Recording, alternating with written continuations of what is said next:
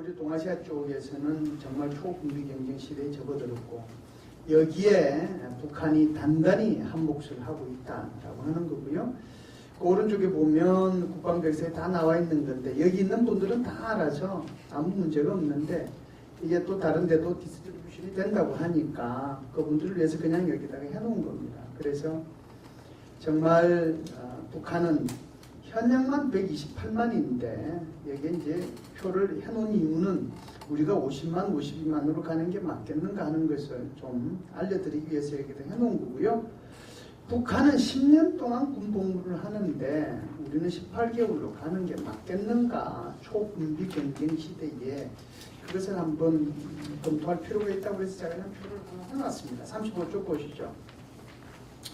북한의 핵미사일 위협 해소하기 위해서 여러 가지 노력하고 있죠. 뭐 이제 육체 핵실험 남아 있는 거고 미사일도 보면 벌써 지금 뭐 어느 정도까지 가 있느냐. 제가 볼 때는 이제 ICBM 개발하는데 구분능선까지 가지 않았느냐는 생각이 들고요. 36쪽 제일 윗단에 보면 지금 엔진 성능이 향상되고 고체연료로 바뀌고 발사체는 본체 발사보다는 원통형으로 폴더런칭 방식으로 격자형 그리드 핀이 부착되고 궤도형 차량이나 대형 트레일로 동원되는 그래서 이제는 3종 세트가 아니라 북한의 미사일은 정말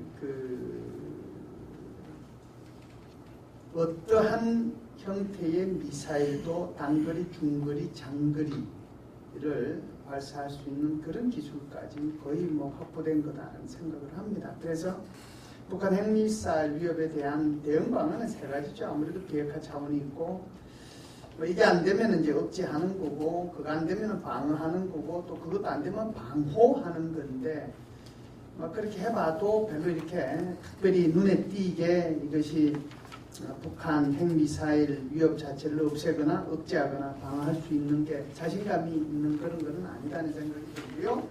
37쪽에 보면 북한 핵미사일 정책을 보면 결국은 이제 플랜 A, B, C, D로 38쪽까지 이렇게 나와 있는데 한국이 이제 택하는 거 이 중에서 무엇을 택할 건가, 미국이 이 중에서 무엇을 택할 건가, 중국, 북한은 이게 다르거든요. 그래서 39쪽 한번 보시면 39쪽에 보면 이 플랜 A, B, C, D 중에서 대안에 대한 각국의 선호도가 다르다는 거죠.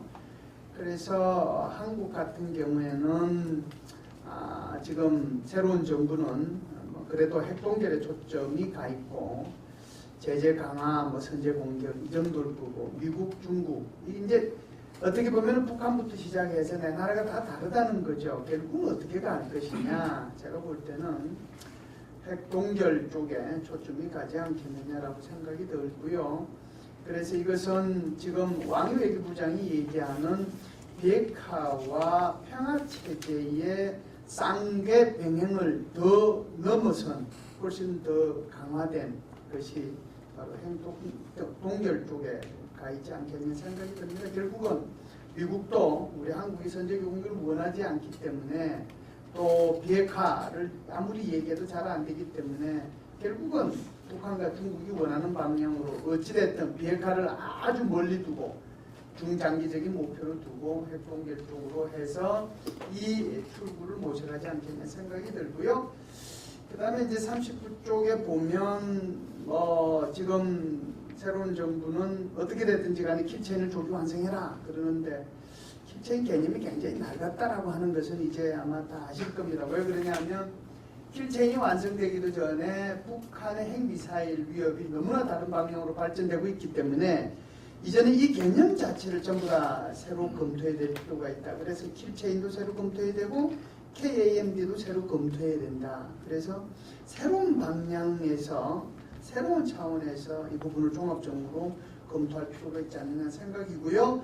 다섯 번째, 병복무기간 단축은 제가 처음에도 말씀을 드렸다시피 18개월로 단축할 때 상당히 북한과 비교해 보실 때 문제가 있다라고 하는 차원에서 좀 접근해 볼 필요가 있다라고 하는 거고요. 마지막으로 전자권 전환도 좀 유연하게 했으면 좋겠다. 그래서 그래요. 사실 대통령이 되는 순간 자기가 공약했던 거 잃어버리는 거지, 잊어버리고 하는 것이 좋겠다라고 얘기한 미국 대통령들도 있었고요. 지금 트럼프 대통령도 자기가 공약한 20가지 핵심 공약 중에서 17가지를 바꾸고 7가지만 지금 3가지만 지금 추진하고 있거든요. 그래서 공약하고 또 공약을 통해서 대통령이 되셨지만 그 공약을 100% 이렇게 완성하고 꼭 추진해야 된다기보다는 한국의 안보 상황에 적절하게 변형시켜서 하는 것도 오히려 훨씬 더 용기 있는 대통령이 될 수 있다 이렇게 생각합니다. 이상입니다.